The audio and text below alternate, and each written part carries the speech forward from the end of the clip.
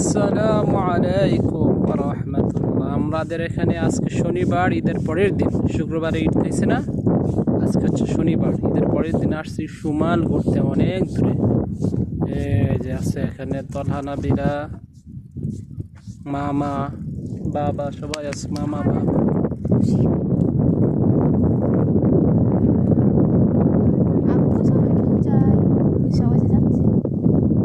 নষ্ট হয়, নষ্ট হয়।